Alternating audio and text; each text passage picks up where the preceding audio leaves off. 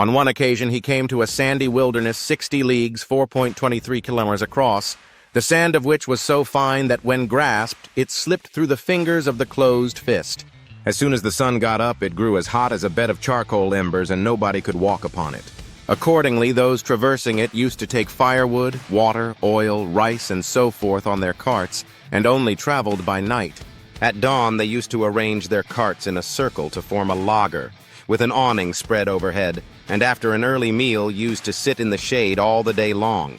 When the sun went down, they had their evening meal, and so soon as the ground became cool, they used to yoke their carts and move forward. When he had only some 7 more miles before him, he thought to himself, "Tonight will see us out of this sandy wilderness." So after they had had their supper, he ordered the wood and water to be thrown away, and yoking his carts, set out on the road. In the front cart sat the pilot upon a couch, looking up to the stars in the heavens and directing the course by that. But so long had he been without sleep that he was tired out and fell asleep, with the result that he did not notice that the oxen had turned round and were reversing their 13 steps.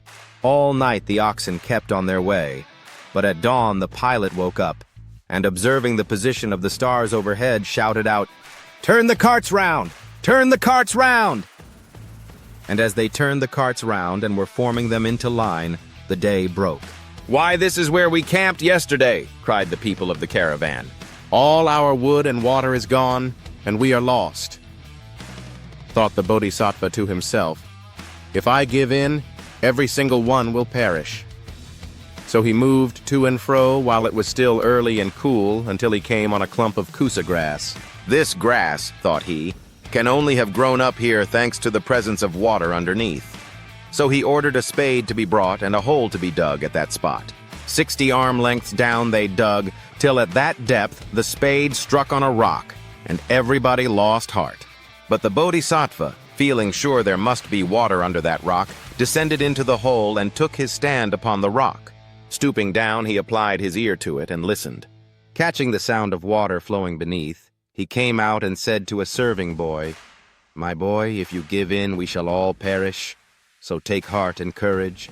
Go down into the hole with this iron sledgehammer and strike the rock." Obedient to his master's asking, the boy, resolute where all others had lost heart, went down and struck the rock. The rock which had dammed the stream split apart and fell in. Up rose the water in the hole till it was as high as a palm tree, and everybody drank and bathed.